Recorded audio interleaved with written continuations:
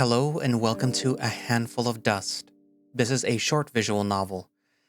Um, the only thing that I can tell you, because this is the only thing that I know about it, is that it's post-apocalyptic, but it centers around two people specifically, the main character and their friend who are patrolling the nearby area of like a safe zone type of place.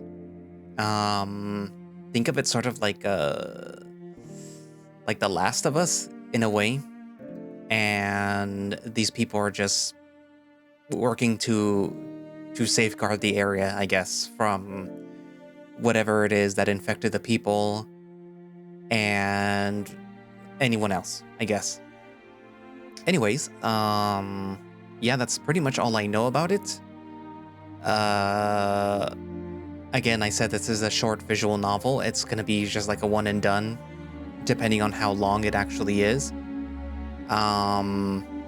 It'll either be one long video or two.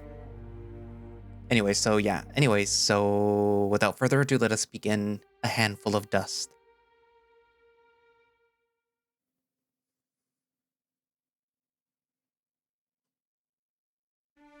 The rising sun peeks through my blinds as I lay on my bed, staring up at the ceiling.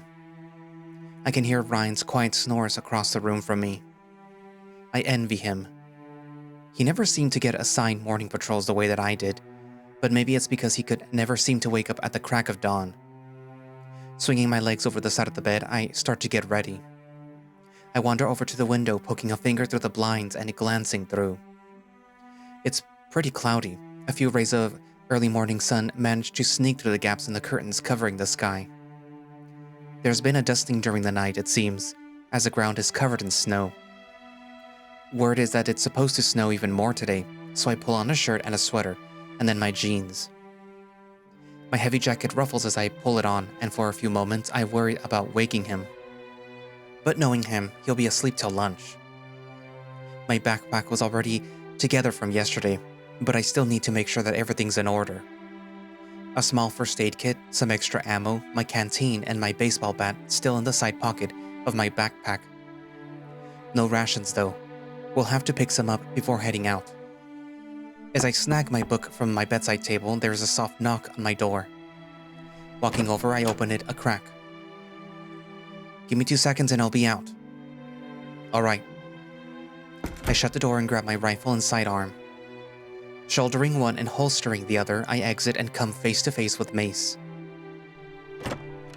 The husky leans up against the wall, watching me with sly eyes as I come out.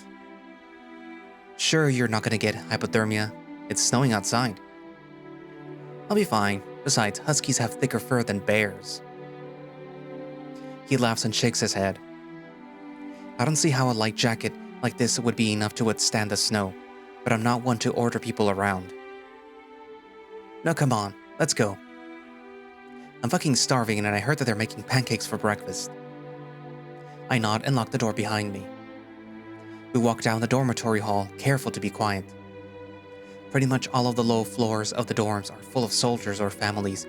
Most of them are still asleep around this time. How the hell does Ryan never get morning patrols? I have no clue. Maybe since he's a reptile, he won't be as effective in the mornings when it's colder. Bullshit, cold-blooded. I've seen that snake swimming in the Guyandote in January. Yeah. Don't tell him that I said that though. My lips are sealed. Coming outside, a few snowflakes are already dancing down from the sky, and the other soldiers and residents are milling about as usual. Some poor golden retriever heading towards one of the dorms looks like he's about to fall over. He must have just gotten done with the night watch or something. I'll get 2 rations for the road too. I got one for myself, don't worry. Just get one for yourself. They were both gonna be for me.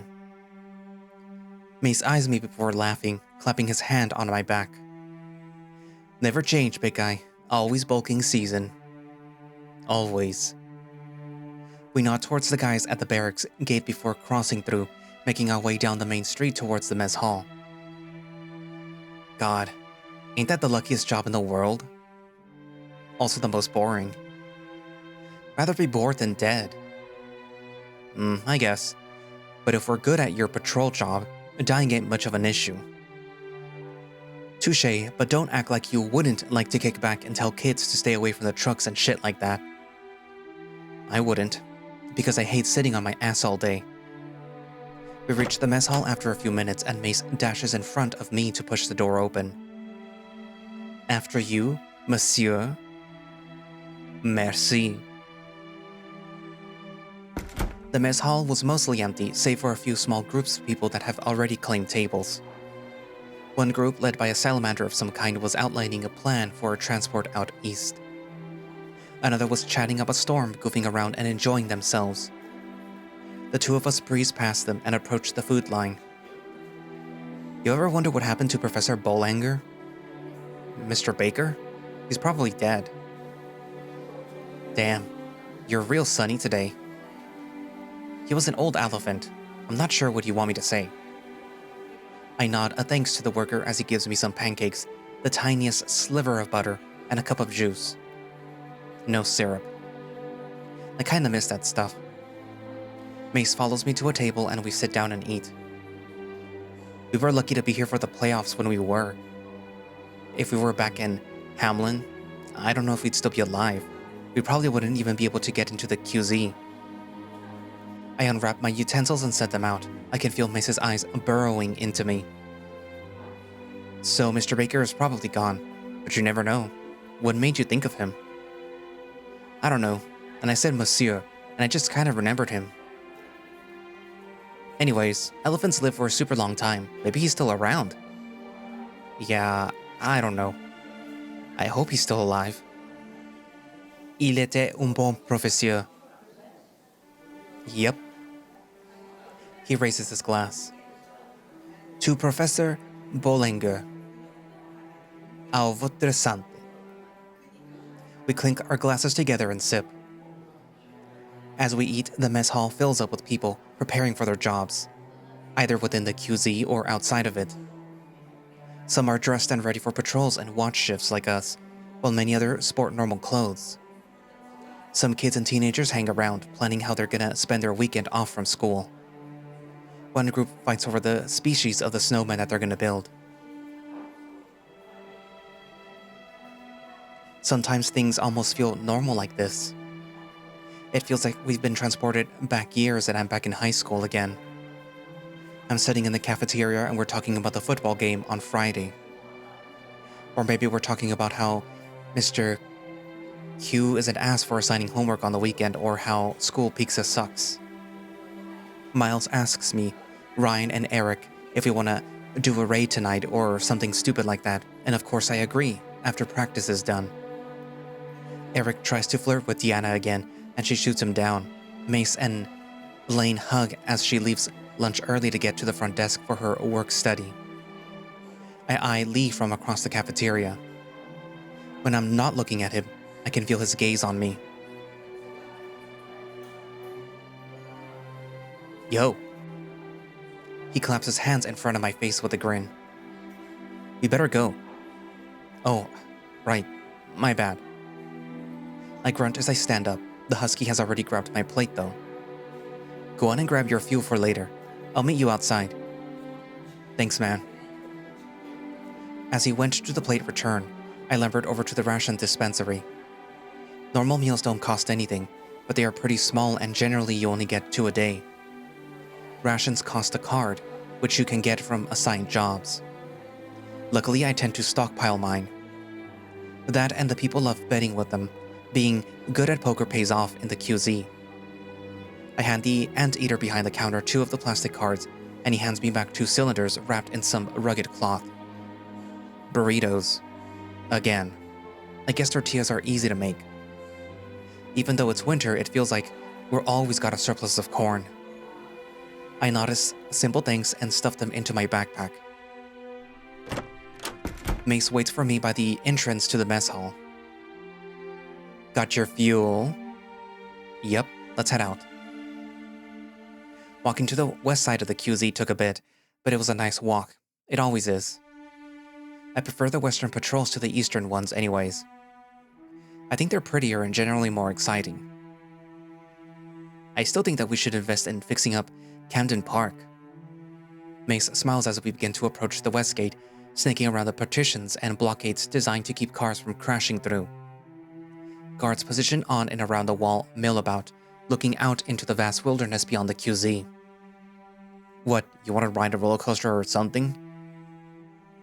You know, the day before everything went to shit, I actually took Elaine there. So that's why you missed practice? Coach was pissed. Well, it's not like we were actually gonna go to the finals. Not like you knew that when you did it. Nah, I think I've got the whole timeline wrong.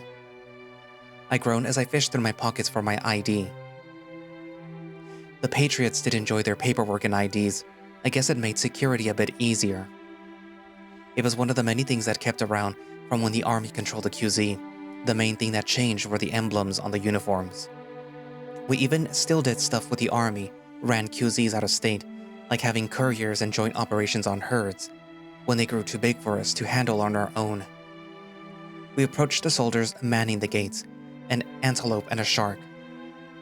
The shark stood huddled close to the small furnace behind his counter, bundled up in a coat, hat, gloves, and a scarf, the works.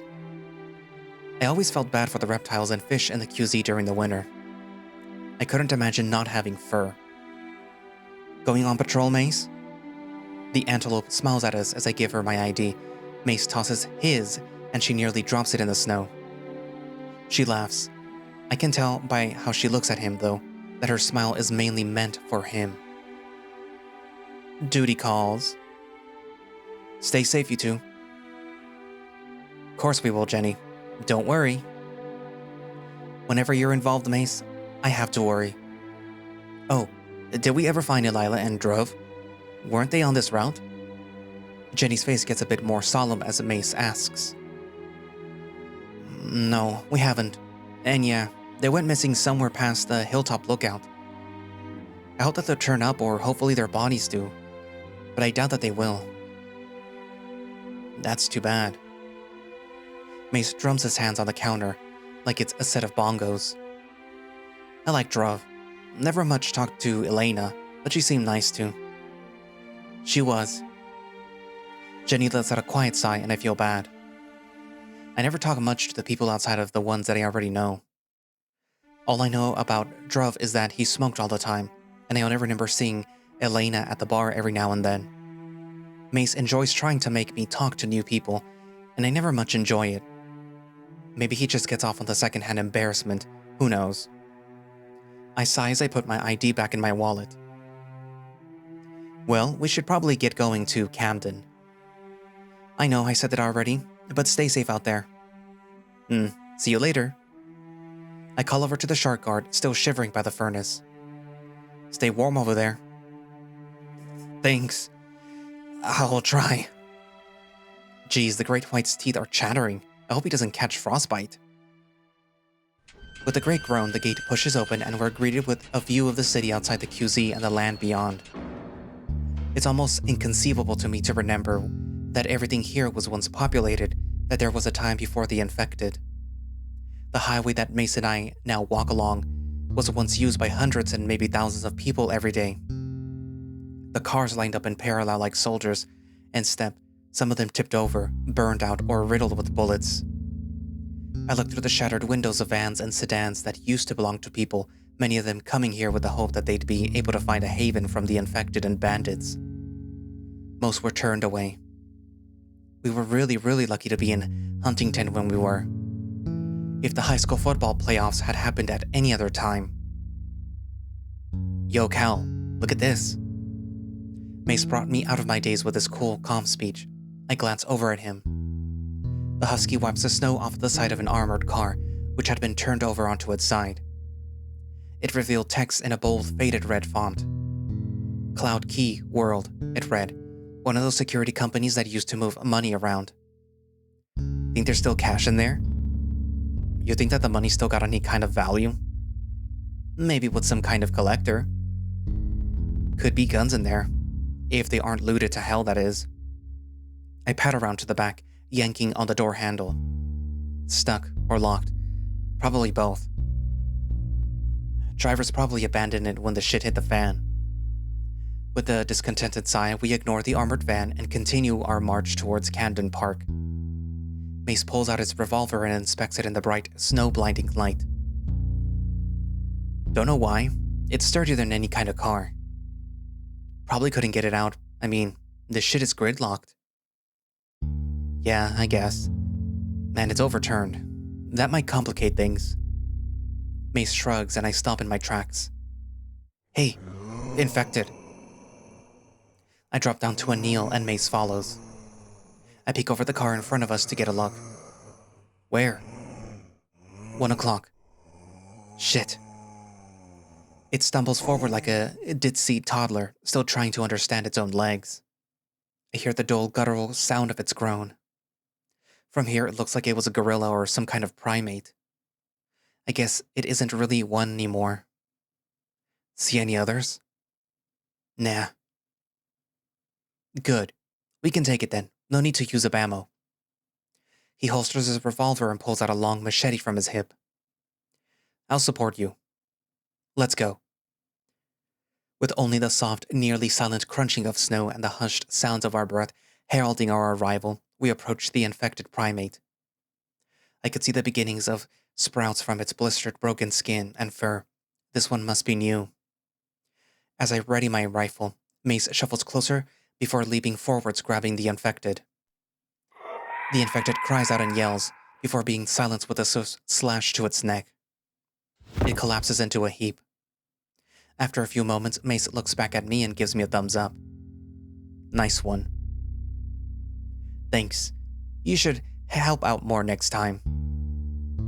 I should have let your ass walk right into it. The husky laughs as he wipes off his blade, sheathing it into his belt once more. I shoulder my rifle and jog a few yards to catch up with him. Oh no, I'm so scared.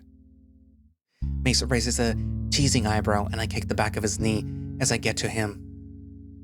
His eyes widen as his knee buckles and he nearly faceplants into the now dead infected at his feet. As he stands back up, he shoves me away with a hasty laugh. You were saying? Shut up. We continue down the former interstate. In the distance, the roller coaster and observation tower began to come into view, despite the snow dancing down from the sky. Every few minutes, I'd brush the snow off of my jacket as it accumulated more. We ran into 1 or 2 more infected, but between Mace and I, they weren't any trouble. As we hopped off the interstate to approach Camden Park, I caught a glimpse of Mace's face. He's staring at me from the corner of his eyes. After a second eye contact though, his eyes widen with the shock of discovery and he turns away. You look like you want to say something. Damn. What gave me away? Well, you just proved it. Mace huffs, shoving me away, and I laugh. You had that look on your face, you know, the one where you look like a dipshit. Oh, screw you. The husky groaned as we approached the chain-link fence that surrounded the small theme park. Our entrance was hidden. We went through a security building of sorts located at the southern edge of the fence, and from there we could slip into the park easily. Well, somewhat. Lean guys like Mace generally had an easier time than I did getting through the hole in the wall. But yeah, I have a question for you. Should I be nervous? As we passed through the door into the main park and began approaching the observation tower, Mace continued his query. Nah, it's a serious question. Ask away. Don't get pissed at me. The more you bluff, the more pissed I'm gonna be. How does it feel to, like eyes? I look over at him, but he's staring straight forwards as our boots crunch prints into the snow beneath us. I mull over his question, glancing around at the abandoned rides and food stands. His eyes dart over once and then he huffs, speaking under his breath. I told you it was fucking dumb. Nah, it's not dumb. Just didn't think that this is what you'd, ask about. I laugh, scratching the back of my neck. For a few moments I stumble over my words, trying to figure out what I want to say. Well, you know how you feel about girls, right? Sure. It's that, but with guys instead. So, all guys? No, man. Do you like all girls? I guess not. So, on record, you wouldn't want to get with Commander Pike? Jesus, Mace, no. Gay dudes don't get with every other gay guy, and I'm not into guys with a Napoleon complex. Damn, sorry. He grumbles and looks over at the old carousel to our left, and I know that I've been too mean. I let out a sigh and shake my head. Hey, don't apologize. I didn't mean to be rude, sorry. But to answer your question in a full way, I just like guys, the same way that you like girls. That's it. His muzzle hardens. I know Mace well enough to know that my answer, for some reason, wasn't fully satisfactory for the husky. It takes him a few moments to come up with the courage to ask again. But how'd you know? It's an embarrassing story. You think that I'd pass up an opportunity to hear a rare story of you getting embarrassed? You'd owe me a ration card or something. We finally arrive at the base of the observation tower and I huff. How about I tell you once we get up to the top? Deal. It only takes us a minute or two to climb to the top. It's a long spiral staircase, but once we get up there, we can take a load off. The tower outpost is circular and has windows all around, kind of like the Space Needle or something. 2 small couches with a table, a lamp, 5 bedrolls, and a workbench are spread through the room, along with other supplies that get replenished every now and then. Sometimes when the weather gets bad or you get pinned in by a herd, you gotta spend a night or two in one of the outposts, so there's generally some food and some other necessities stored in them. I guess I worry a bit about whether or not this place will topple over from a strong gust of wind. But if it's held for years after everything that went to shit, my fat ass isn't gonna be the thing that finally knocks it down. As Mace sits down on one of the couches and kicks up his boots, I lumber over to the desk and begin writing in the logbook. The date, 1/19. Name, Cal, Mace. Notes, took out 4 infected on I-64. Notes, a few minutes out from the QZ on I-64, there's an overturned Cloud Key armored truck that didn't look looted, so we might want to look into it. Notes, otherwise all clear. Cal. So you gonna tell me your story? You ain't even gonna tell me why you're asking? Maybe after. Mace watches me as I come back over to the couch, taking off my backpack and sitting down on the old couch with a thump. I sigh, thinking of the best way to summarize the whole thing. How did I even figure it out? I guess I should start by saying that it isn't exactly something that you just happen upon or something that you choose, at least for me. I suppose it's more like something that you know or something that you've known all along, if that makes sense. For me, this was just what made me really understand things that I had been feeling for years, essentially. Sure. But if I had to choose one thing specifically that made me realize that I liked guys, it was freshman year, during gym class with Coach Clint. Which I know ain't exactly the most creative or unique places to get a gay awakening, but it's whatever. You remember Lee? Lee Hyatt? Lee Hyatt? He was a junior and he transferred to Lincoln County when we were freshmen. You know, big Shire horse guy, light gray on the wrestling and football teams. Oh damn, I remember him. Shit, he was on the football team with us? Yeah, we were both on the D-line, so I guess that's why you might have not known him super well. That makes sense. He moved from some school up in Morgantown. They wouldn't let his gym credits transfer for some reason. So he was taking gym with all of us freshmen, and we were in the locker room changing. We had become pretty good friends between gym and the football teams and shit. I sigh, all the memories playing back to me on spotty films like I was in some old movie theater. I enjoy reminiscing, but I hate it at the same time. It was just the two of us for some reason. I was putting on my gym shorts and I turned around and bam, he's just naked. He's got a jockstrap hanging from his fingers, and since he's a horse, he's... you know. I gesticulate with my hands down near my crotch. Mace cocks an eyebrow. Packing? Yeah, that's one way to phrase it. But when I was looking at him, I kinda understood some stuff, I guess. I mean, my parents would ask me if there was any girls that I had my eyes on when I was in middle school, and I would just say, oh, there's one or two, to deflect their questions. Whenever we'd have homecoming or formal, I'd just bring a friend or something. Thinking about girls never really... I don't know. It never did it for me. I guess, you know what I mean? There was a second or two before Mace's light blue eyes widened with clarity, and he understood what I meant. Oh, yeah, I get it. Well, I must have been staring for a long time because he noticed me leering and spoke in that low, heavy voice of his, you know. Something up, Abernathy? Like what you see? And my face was so damn red that I looked like a fucking fox. Afterwards, he just laughed and put on his gym clothes and patted me on the shoulder as he walked out. I was hard. So I just got dressed and hit it, and went out to play basketball or kickball or whatever the hell coach had us doing that day. Mace nods, staring me down. He's on the edge of his seat. That's it? It's not that embarrassing. Not that embarrassing? How do you feel if your friend was peeking on your while you were changing? I don't know, probably flattered. It takes a real connoisseur to enjoy a body like mine. Mace grins as he flexes, hitting poses like he was in a bodybuilding competition. I just laugh and get up from the couch. You got a nice body, but it's also attractive to pretty much all women.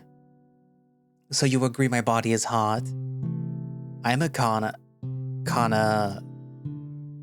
connoisseur. Yeah, one of those, but for guys. Mace laughs as he stands up as well, pulling on his backpack. I head over to the staircase, nodding towards it. We better head out. We've overstayed our welcome here, and we gotta head down to the next outpost.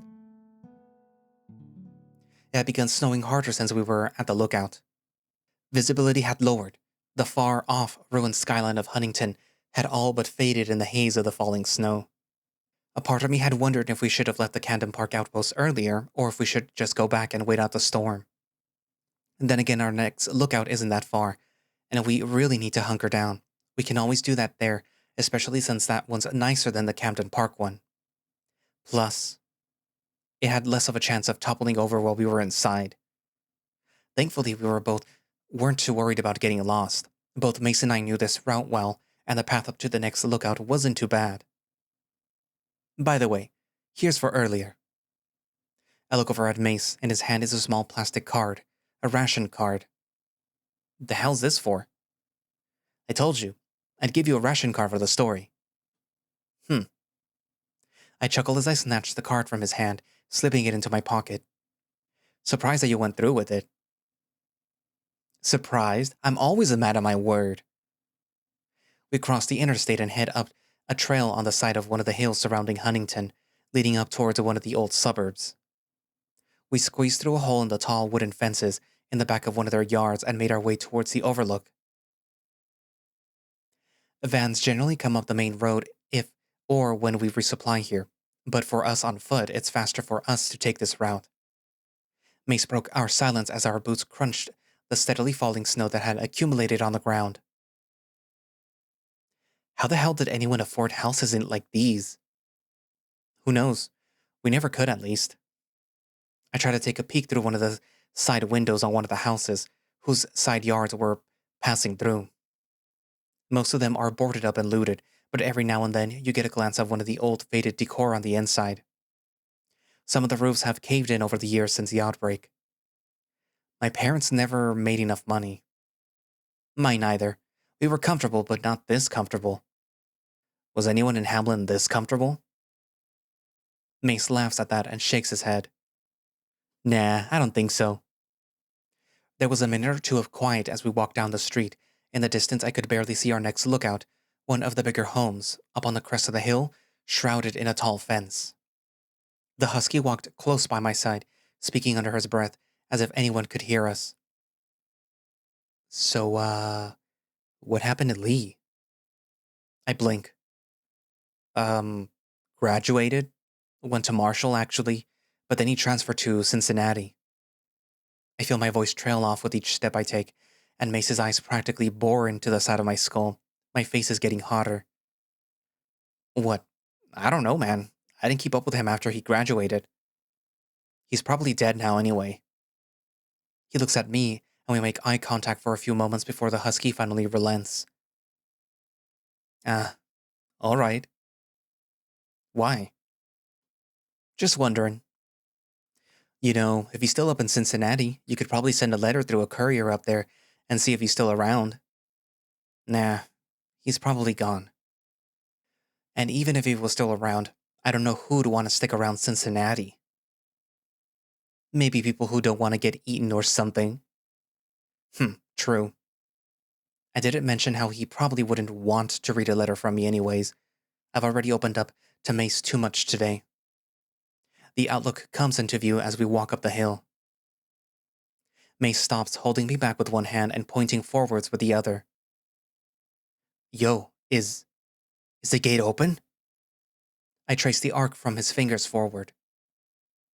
He's right. The barbed metal gate leading into the outlook, which we reinforce with scrap metal and whatnot, is wide open. Normally, of course, we close it and chain it up to make sure that no one infected or otherwise can get in. I guess someone forgot. Shit. I reach around my shoulder and retrieve my knife, and Mace does the same with his shotgun. Watch the windows. As we creep closer to the entrance, we duck behind stalled-out cars and snowbanks every now and then in case someone decided to take a shot at us. The entire time, though, no one's at the windows, at least not that I can see. Slowly but surely we find our way to an overturned truck by the gate. I whisper up to Mace, who's taking point. See any footprints? Nope. Snow might have covered them, though. Who the hell had this route last? Alina and Nelson. I'm gonna kick their asses. Yeah. I let out a sigh as I ready my rifle. I hate situations like this, where you're just charging in blind. It's unsafe and so much can go wrong. But sometimes it's not like you have much of a choice. You're ready? Sure. He nods before proceeding, and we file out from under the cover and through the gate, exposed as hell. But sure enough, no one's here. The front door is shut, at least that I can see, and all the windows are either boarded up or intact. I turn to shut the gate. Cal! Mace shoves me out of the way, and not a second later I watch as a growling infected leaps right where I was, tackling him to the ground. I scramble for the baseball bat strapped to the side of my backpack. Cal! Fucking help! Mace yells as he fights off the infected, holding it off of himself as it growls and shrieks. A second later, I swing the bat right into its head. With a sickening crunch, its skull explodes, painting the snow scarlet red, with bits of brain and bones scattered throughout. Mace looks up at me, his breathing still fast. I look down at him. There's a spray of blood on his coat and his face, which he wipes off with his sleeve. You clean? Course.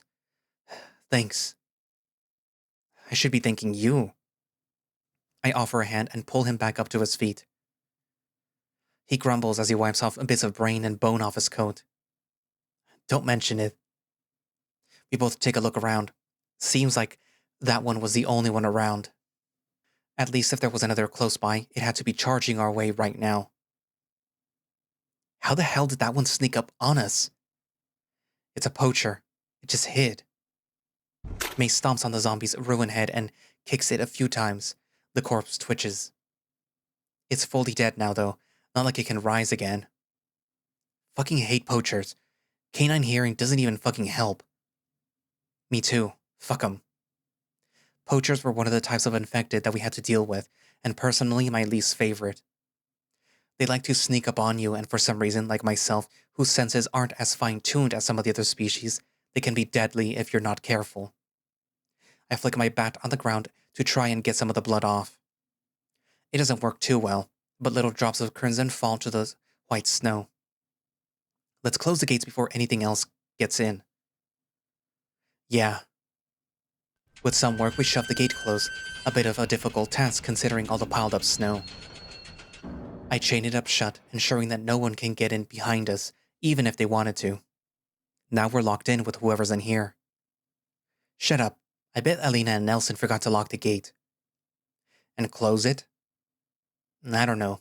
Nelson's a dumbass. And Aliana? I don't know. Never seemed like she had much going on. We stay alert as we head inside. This house was at some point very nice and modern. A big open foyer greets us with a fireplace and some couches. There is a long hallway to our left which leads to the largest bedroom in the house. There's also a door which we assume is a way to get down to the basement, but it's been locked for as long as we've used this lookout. There were some more rooms upstairs, including our main lookout room in the house. We should sweep the place. May speaks with a hushed, cautious tone. I nod, pulling my rifle from my shoulder and ensuring it's ready to fire. Mace does the same with his shotgun. I only hear the soft footfalls of myself and Mace, our hushed breathing and the heavy sighs of the storm outside. The master bedroom, the bathroom, then the kitchen and the pantry. The office with college degrees and books still held on the walls like a museum. The bedrooms and ballrooms upstairs, the playroom filled with toys which haven't been played with in years. Then the lookout, a large bedroom which had a nice overlook onto the interstate in downtown Huntington, that is, when there isn't a blizzard outside. With the whole house swept, we return to the living room. I think we can safely say that we're alone. Yeah. Both of us breathe out a sigh of relief as we sit down on one of the couches in the room, letting our heart rate slow to a calm tempo. I'm gonna fucking kill them once we get back to the damn QZ. He stomps over to the patrol ledger. Curious, I follow him and glance over his shoulder. Date 119. Names Cal and Mace. Came to find the gate open, killed a poacher in the walls, but nothing else. Notes, close the fucking gate. Notes, waiting out the blizzard in the outpost, M. That'll show him. I pat him on the shoulder as he lets out a sigh, tossing the pen down on the table. He's cooling off now.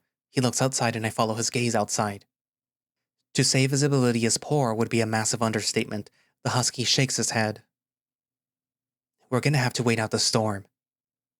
Yeah, looks pretty shitty out there right now. I don't want to get lost in the snow. As I sit back down on the couch, I see Mace watching me, but his eyes dart down to the ground. After a second, the husky takes his place opposite of me, burying his face in his hands. I watch him as his back tightens with his breathing, and he rubs his snout. Me neither. Then let's just hang out. I take my backpack off and set it on the couch. Mace does the same. I reach around and grab my sidearm from my back holster and put it on the top of my backpack. It feels nice to take a load off, especially after that fight.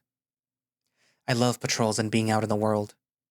However, being on the edge all the time sucks.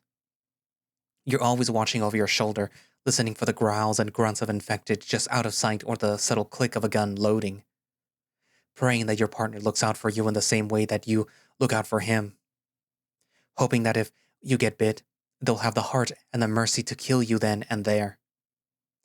And then, hoping that you'll be able to do the same for them. I'm sorry. May speaks, looking at me. I look at him and just shrug. For what?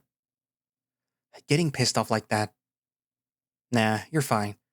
They did something fucking stupid, and we almost died.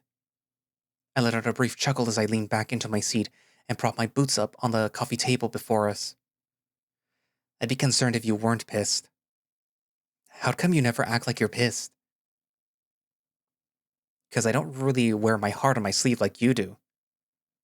I shrug and Mace snorts. The dog takes off his jacket, popping his fingers. What are you gonna do to pass the time? Read. You're probably the only person alive who still reads.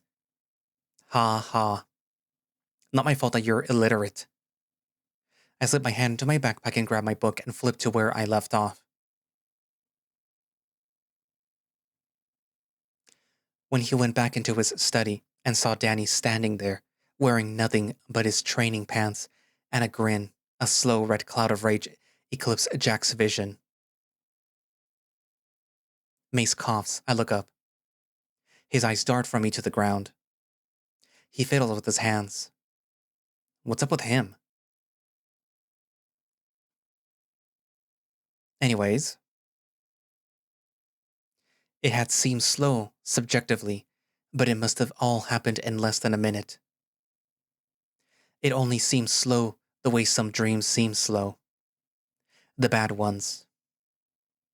Every door and drawer in his study seemed to have been ransacked in the time that he had been gone. Closet, cupboards, the sliding bookcase. Fuck, the ink was smudged. I gave a quick grumble as I peered a bit closer at the page. Nope, it was incomprehensible. I look over at Mace. He looks over at me and looks down again. Did you get bitten or something? What? You're acting weird. Oh, no, just bored. You're a bad liar. I don't know. I mean... He sighs, burying his face in his hands. He gives himself a second before he speaks again, as if he's readying himself for a fight. I mean, something is up. I've been wanting to ask you, I guess. His voice trails off, and I can see the gears churning in his brain. What is it? You're worrying me. Since we've got time, He fidgets with his backpack to pass the time. You know...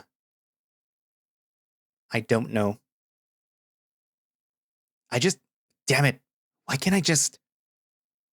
He curses under his breath, burying his face in his hands. Mace, what's wrong? Seriously, is something up? Yeah. Could we... You know... He won't make eye contact with me, and his face is red. Maybe it's flushed from the cold, but I don't think that's what it is. And then it hits me like a damn truck. Everything he's been asking, the way that I've caught him looking at me when he doesn't think that I'm watching. I know it because I've done the same thing. I felt it. I was wondering if you wanted to, try and just... Mace, are you asking if I want to... He freezes. He looks up from the ground for the first time since he opened his mouth. Without even saying anything, I can tell what his answer is. He's like a damn open book. We stare at each other for a few seconds and he nods. I sigh, rubbing the bridge of my snout. Geez, am I really about to do this? Finally, I nod. Sure, why not? I knew you couldn't resist. He's back to his cocky self. Maybe I really should have said no. Jeez. Is this why you were grilling me about Lee earlier? Maybe. I don't know. I've been feeling so weird lately and I just felt things that I haven't ever felt before, I think. He huffs as he sits down on the couch. After tossing my book into my backpack, I wander over and sit beside him. Sorry, last time that I was with a girl, I just couldn't get into it. She couldn't tell the difference, but I felt like shit. Don't apologize. I understand what you mean, okay? I'm just a bit surprised is all. All right. We sit in silence for a bit. The storm outside continues to batter the house. As I glance over at Mace, I can see him fidgeting with his hands. Tired of the awkward silence, I clap my hands on my thighs and stand up. Well, how about we go to one of the bedrooms? Oh, sure. I lead the way, grabbing my backpack from where I set it down. Mace does the same. I motion for him to come with me. The master bedroom is cold, like everything else in the house. However, it's got a nice view through some of the really big windows, when there isn't a blizzard outside, at least. It's big with a massive bed set in the middle of the room. I set my backpack down by it and Mace walks over to the window and looks out. So, Mace, what did you want to do? Huh? He turns around a bit surprised. His eyes dart down to the ground again as he scratches the back of his neck. I mean, this is your first time with the guy, right? I want to do something that you want to do. I don't really know. I mean, we could do a- I always thought that seemed kind of hot, you know? Maybe not. I chuckle as I take my sweatshirt and jeans off, leaving me in a t-shirt and underwear. You kind of gotta prepare for that stuff. Plus, it's your first time. Hey, I'm not a virgin. He huffs as he comes over, standing over me. Never said you were. Just meant that you haven't done shit with guys before. Plus, it can be kind of unpleasant if someone doesn't really know what they're doing, and I want you to have a good time.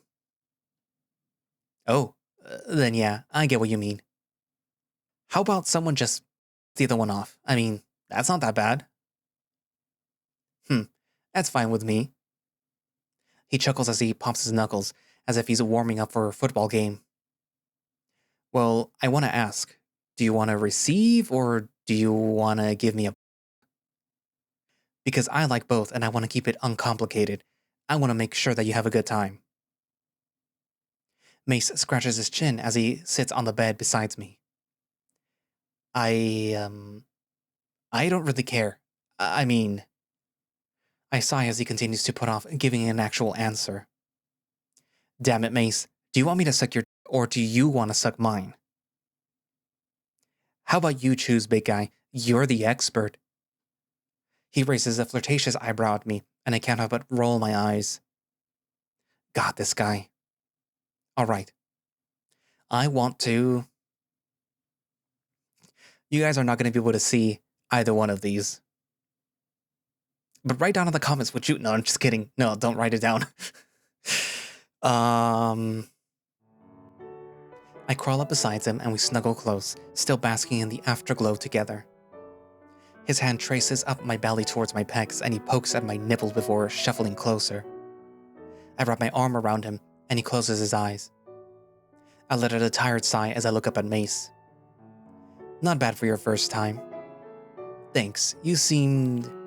experienced. Thanks. The husky places his head under my shin. I chuckle, my voice but a small whisper. I hope you liked it. I did, really. I'm glad then. We just lay there together. We take in each other's warmth, alone in the wasteland. It's been forever since I've done this with anyone, it feels like. Even with the flings I do, it's never like this. I never get this close with them. We do our business and just go on our way. We move on, never speaking of it again until one of us wants to repeat our encounter, usually the other guy. This is different. It feels nice being here with Mace, savoring the moment. It feels right. I feel tears bud up at the corner of my eyes, but I sniff them away before they can bloom into a full cry. A door slams. We jump, looking at each other. Who the hell is that? I don't know. Our voices are hushed, nearly silent. Closer to us, I hear another door slam. Someone's clearing the house. He gets up and creeps over to his backpack, pulling his shotgun from the side holster. He aims it at the door, and I realize that I should be doing the same. I crawl to the edge of the bed and watch Mace as he's taken shelter behind a large chest of drawers, peeking around the side. His ears perk up and I follow his icy, cold gaze at the door. I slowly reach out to my backpack, straining to reach my rifle. Fuck, I can't reach it. And that's when I hear it. The subtle creaking of the hardwood, the plod of hooves against the floors. Then the dull clack of a handgun cocking. My eyes widen. Fuck. The door swings open. A woman stands there dressed in dirty, ragged clothing. A coat and a hoodie, a hat pulled over her head. She holds a handgun forward. Everything happens faster than I can think. I roll over the bed, taking cover on the other side as I fall off of it with a loud thump. As I peek out to grab my rifle from my bag, she fires once, the bullet embedding itself in the back wall of the house. Mace jumps out from behind his cover. "I'll fucking kill you!" She howls, stumbling back and clutching her arm. Her handgun clatters to the ground. Mace laughs. "How's that, bitch?" Red paints the doorway. "Motherfucker!" After standing dizzily for a moment and muttering something incomprehensible, she slumps through the doorframe, sliding down until she lays there, sputtering until her movements stop. I aim my rifle towards the door in case that there's anyone else out there ready to rush in. Meanwhile, Mace leaps over the bed and takes cover with me. He pops open his shotgun, and spent shells clatter to the ground as he shoves 2 new ones in. "Is that it?" If there was someone else, they would have charged in here by now. "Yeah, you good?" He glances over himself as if to check that he's clean. She missed me." "Crazy bitch." "Good." We sit there for a moment watching the door. I kinda wish that we weren't in the nude right now. The last way that I'd like to die is on top of another dude. Just seems kind of embarrassing. I let out a breath and reach forward, peeking out around the bed to grab our clothes. I change while he guards and vice versa. We stay under cover as we pull our clothes on silently. Thankfully, no one shoots at us. Think that she's one of the raider groups or something? She must have been alone. We would have been rushed if there was a group, and raiders never move alone. Mace hisses as he readies the shotgun. The dog's eyes are dilated and sharp and ready. I nod, and we stand up and make our way over to the door.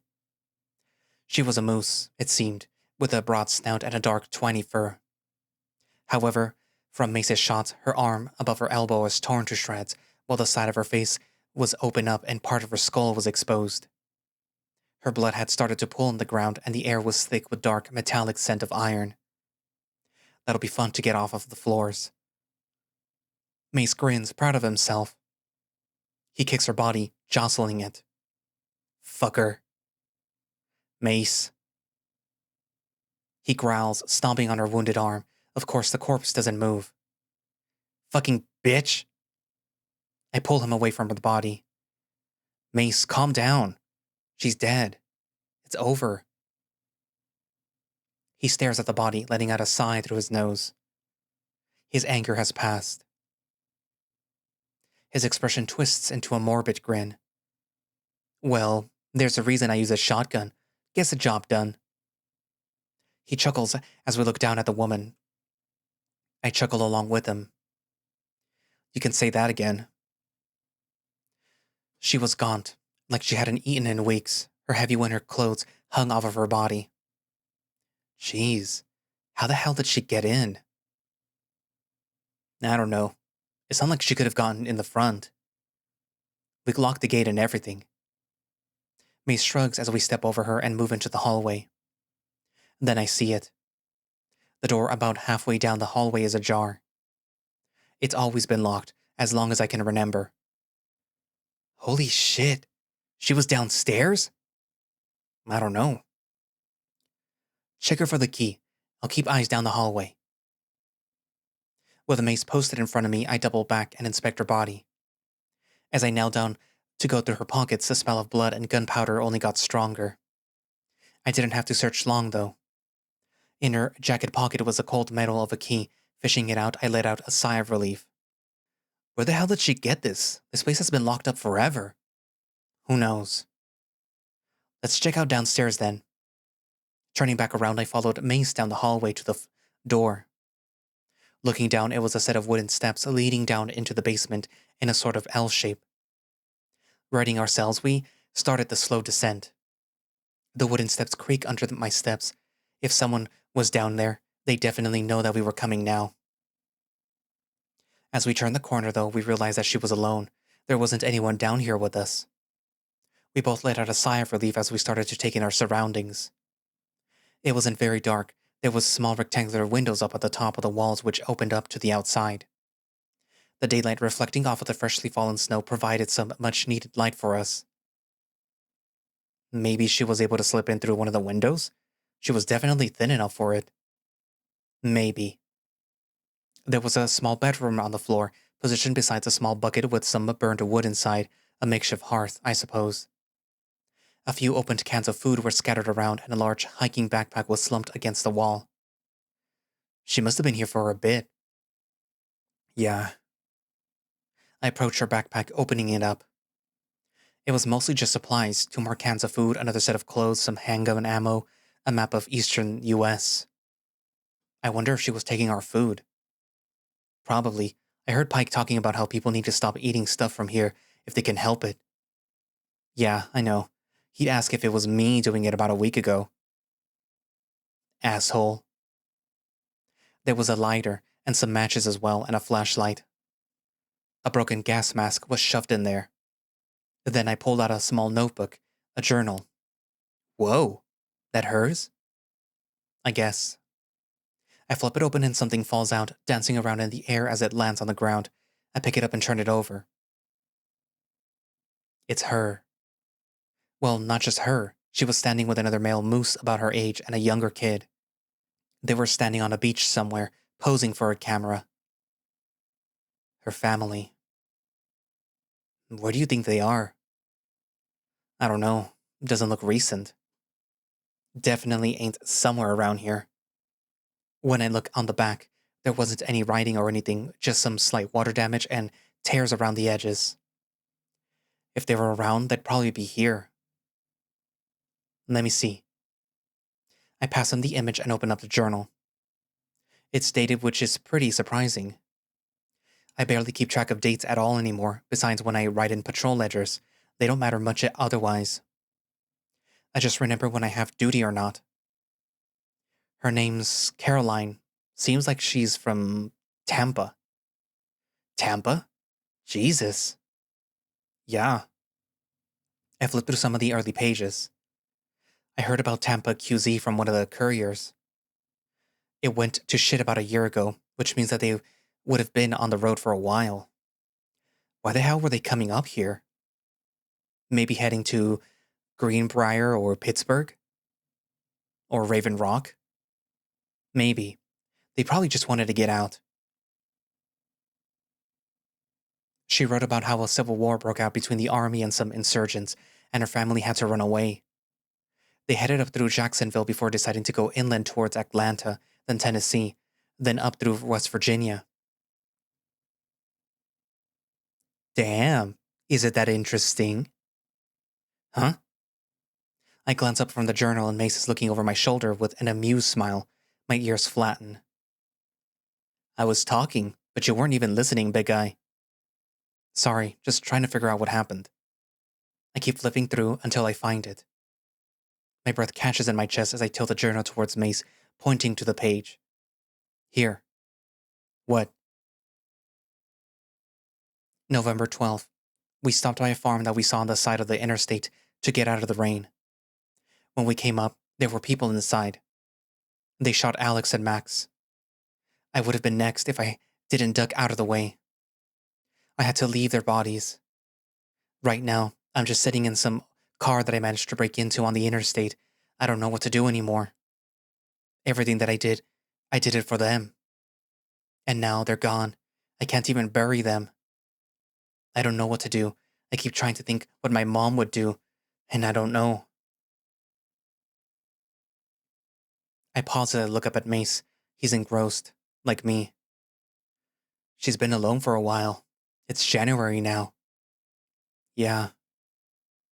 I keep reading. She makes slow progress, slowly working her way up north to Huntington.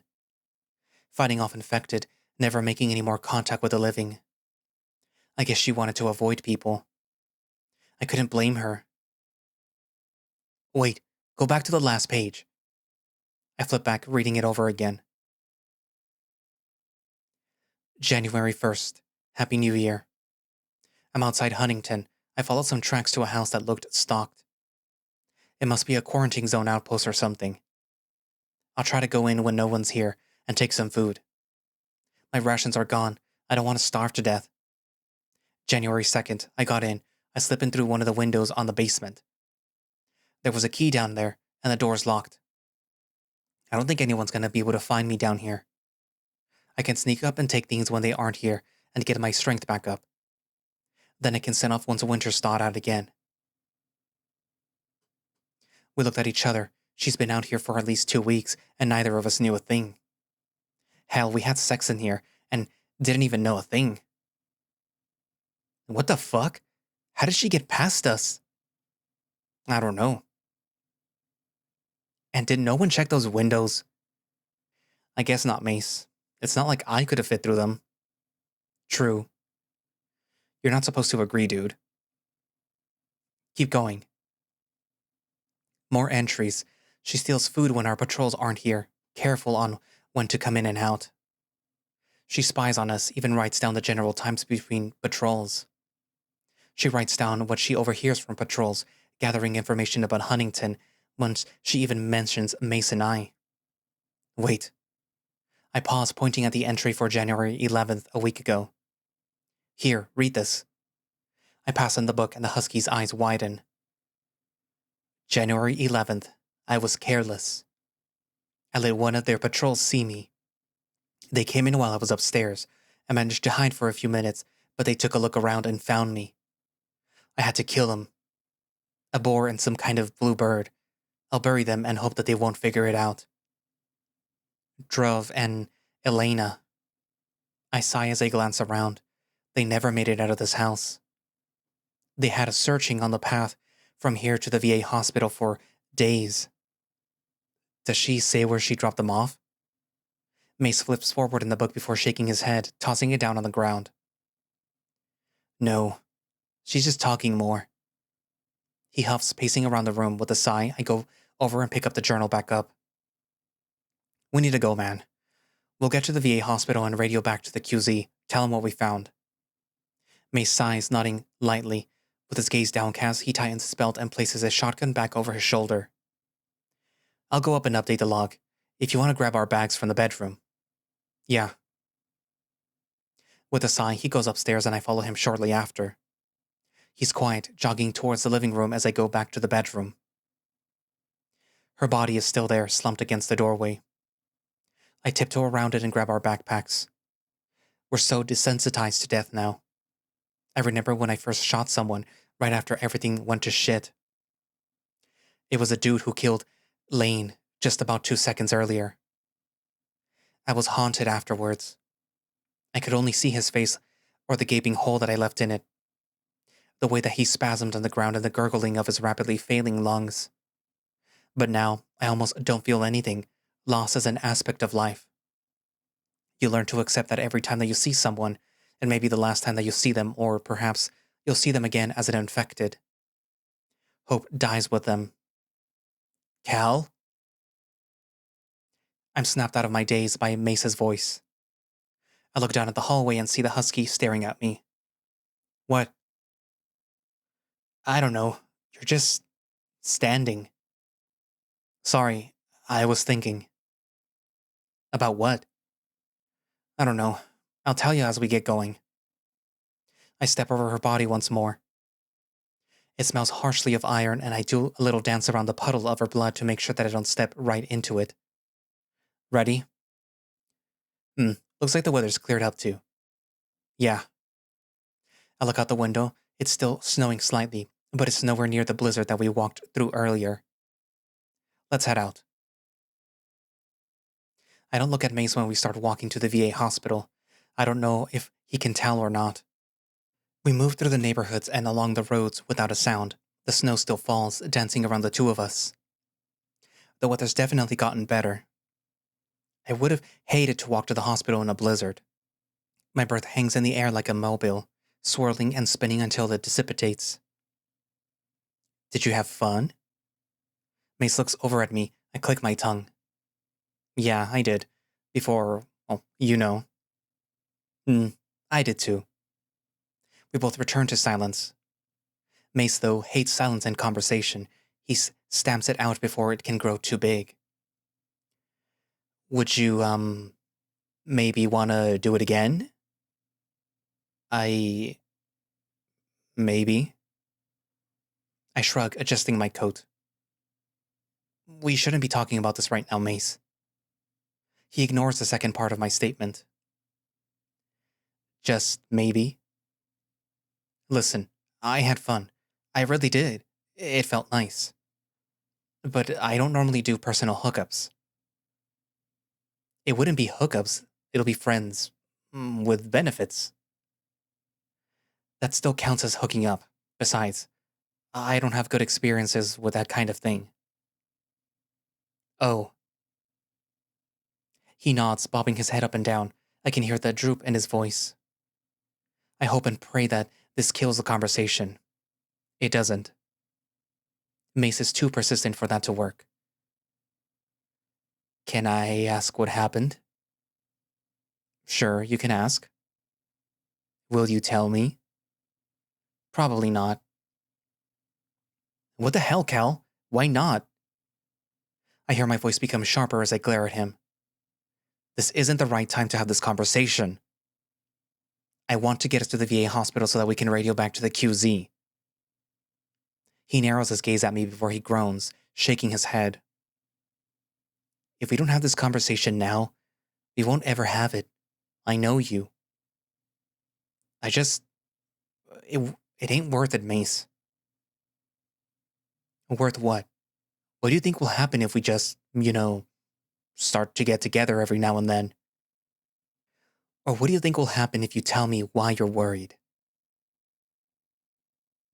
You'll know what I did. What I did to fuck up his life and mine. Why I never went back to Hamlin. Why I never will, and why I hope that they're gone. I hope he's gone. And knowing he could still be out there makes me sick to my stomach.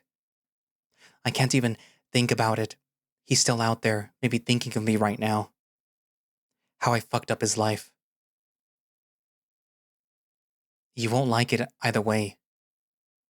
Does this have to do with, your whole family thing? I never told him why. I never told any of my friends why. I just had them stop coming over to my house. I spent a lot of nights at Mace's or Eric's places. Their parents didn't ask questions, but they were just nice enough that I felt like they really wanted me there. They never knew why my parents stopped coming to our games or at homecoming. Yeah. It's almost been a decade. Do you think that makes it any better, Mace? I hear my voice raise and I instantly regret it. I let out a cold breath as I rein myself back in. He frowns, fidgeting with his hands. Why did I have to hook up with him? Why did I have to ruin this friendship? No, it probably doesn't. But I want to help, Cal. I love you. Don't say that, Mace, please. It's true. I can't handle it. Well, you have to learn to handle it, big guy. He steps in front of me, blocking my path. Please, just tell me. I stare up at him. He doesn't move. He's actually somewhat imposing like this. My heart softens. It must show in my eyes because his hardened expression calms as well. Fine. All right, I'm sorry. Don't be. I just don't like talking about it. I let out a breath, realizing that he'll be the first person that I've ever really told about this. It was Lee. Lee Hyatt? Yep, after the whole locker room thing, we started dating. All secret like. He'd come over and hang out in my room, or I'd just come over and hang out at his place. We'd frame it as studying or going over plays at first. But we'd watch movies and play games, and sometimes we'd hook up. It's not hooking up if you're dating, Cal. It wasn't even dating, not really at least. We never said it, We were just together. I guess. We continued after he graduated. He went to Marshall because it was close. I lied to my parents and say that I was going to your place or maybe Miles. Really, I drove up to Huntington and stayed in his dorm. It was probably the best time in my life. I loved Lee. He was amazing. He was a great boyfriend. I guess something happened, right?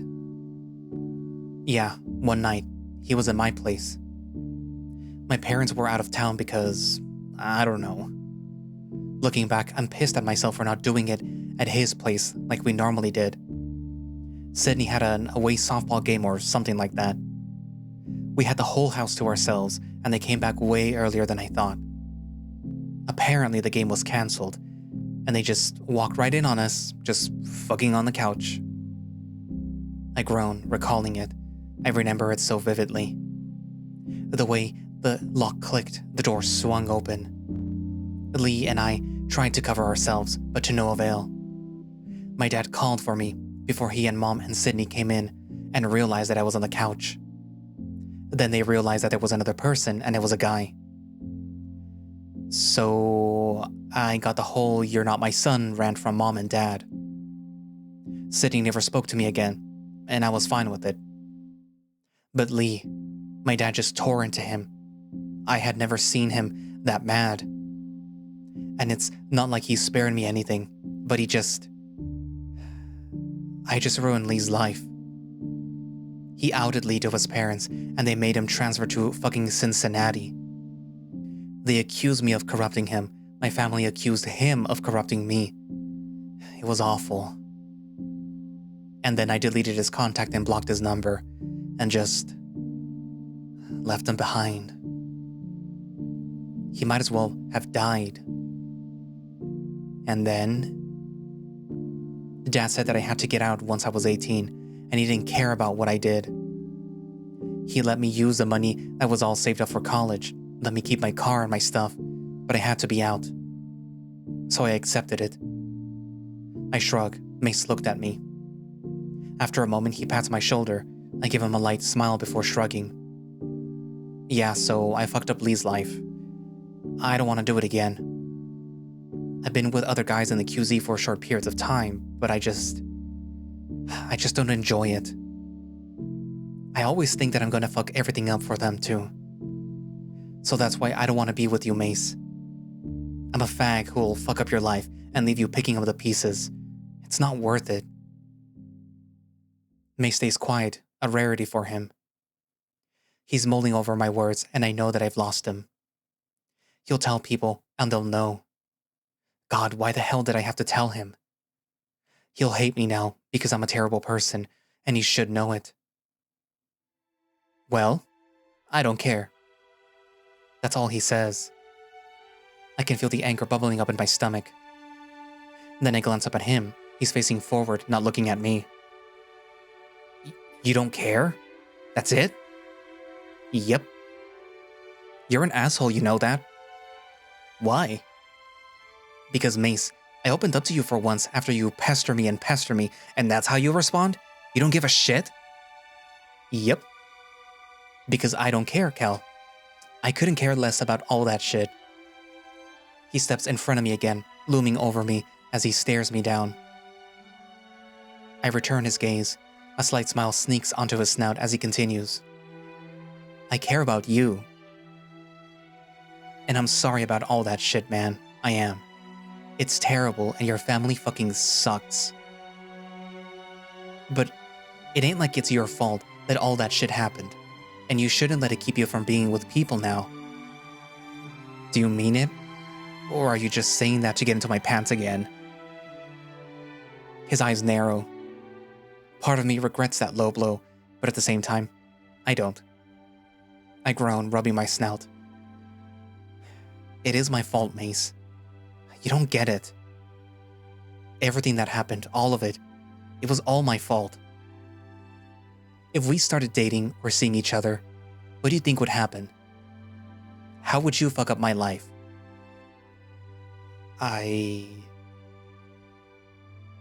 My mind stumbles over itself as he glares at me. Yeah, exactly. Nothing, Cal. Listen to me. We're adults now. You aren't gonna destroy my life or anything if we start seeing each other, all right? That's just not how it works. He slips his hand into mine, and I let him. He gets more confident, I can tell. And you can still say no. I ain't forcing you to do anything. But you gotta know that this whole thing can't be the reason that you don't want to do anything else. You can't keep living in the past for some dude who's probably dead now. I sigh, and I can't make myself meet his eyes. I shake my head, and he brings up a calloused hand to tilt my face. Forced to meet his gaze, I look up at him. In a way, I guess he's right. I feel my stomach churn. We stare into each other's eyes for a minute. God, I'm such an idiot. With a slight smile, I raise up on the tips of my feet and meet his snout, planting a small kiss. His eyes widen, and before he can return it, I pull away with a cheeky grin. Suck my... He huffs, turning around as we continue down the road towards the VA hospital. Actually, I already have. He just laughs. I look off into the distance and I can see the hospital rise out of the hills. We're almost there, thankfully. I hadn't given much thought to what would happen once we got there. I guess we'd go back and clean up and look for Druv and Elena's bodies once the weather cleared and the snow's all melted. I find myself glancing over at Mace every now and then, and I can tell that he's doing the same. How awkward. So, what's our situation, Cal? Our situation? Like... He stifles a small laugh. Like, what are we? Just friends with benefits? I mean, I think I might want to be more than friends. I glance over at him, and he's just staring forward. I don't think, I'd be ready to be public with it. But we could do stuff in our rooms, like we just hang out and stuff. That works for me. I don't really want to mess around again for a while, so maybe we can just take it slow? Yeah. Think some moose is gonna barge in on us again? That happened maybe an hour ago and you're already joking about it. What can I say? I'm a killer. Don't worry though, I sleep with my shotgun by my bed, so I'll blow anyone away who bothers us. Sure, Mace. I look over at him and then trace his gaze forward. The clouds are starting to clear up, letting the midday sun finally peek out. I sigh, a breath of relief. I could see the dots of the people patrolling the walls of the hospital, the Patriots banner hung on the upper floors, clearly marking it as ours. I'm sorry for everything, Mace. Don't be. I appreciate it, you telling me what's wrong. You could stand to talk about your feelings more. You're turning into a shrink? Maybe. I don't know if the QZ has one.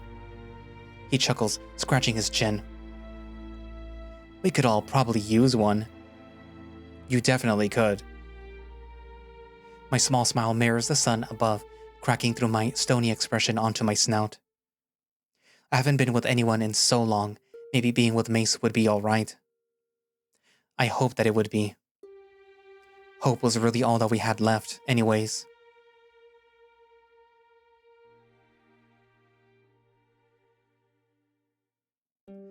A handful of dust.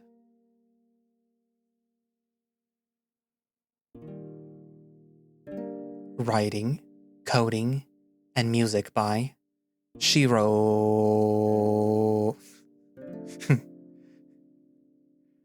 Art by Harmonious.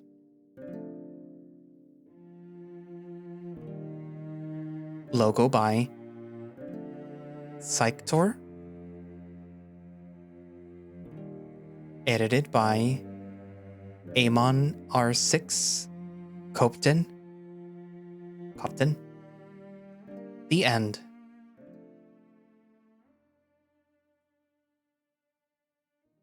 So that was a handful of dust. That was a cute post-apocalyptic story.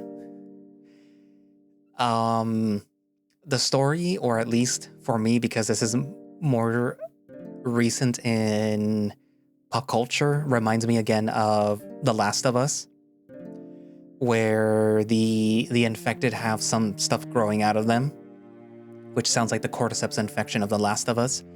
where it's like these quarantine zones or like these safe zones that are run not by the military, but that were started by the military, but they're run by civilians now, but they're also very exclusive about who gets in and out. What else? There's other little parallels here and there. The whole story of Mace and Cal kind of, maybe not on purpose, reminded me of the TV show version of Nick Offerman's character, who was like this gruff guy who just like wanted to be left alone and was sort of like the doomsday prepper, which is like all libertarians' wet dream. But the guy was gay also. And like it took somebody coming in and sort of breaking down his walls, so to speak, to get him to realize that he was missing something, despite the fact that he had everything that he needed to survive, more or less. But it eventually ends up spelling the doom for the both of them. But like, oh well. Anyways, but yeah. I don't know, write down what your thoughts are of A Handful of Dust down in the comments, and thank you all for watching / listening. If you would like to play A Handful of Dust or the other visual novel made by shiroooo, you can do so by going down into the link in the description, which have a direct link for the itch.io page, where you can download A Handful of Dust and play it, or the other one. Or you can just go to, itch.io and, type out A Handful of Dust or shiroooo and, download their games, because they have two of them. This is one of them. The other one, I forget what it's called. But apparently the other one doesn't have sprites like this one. It's more of a... I know there is another name for a visual novel that is just text. Which some would say that isn't that a book? No, it's another one. Technically, it's not even supposed to be called a visual novel. It's supposed to be called a sound novel, but whatever. Anyways, but yeah, so, do that. And all other pertinent links, my links are down in the description as well, in case you want to support me through other, means. But yeah, so I guess that's it for now, and I will see you guys in the next video. Bye-bye.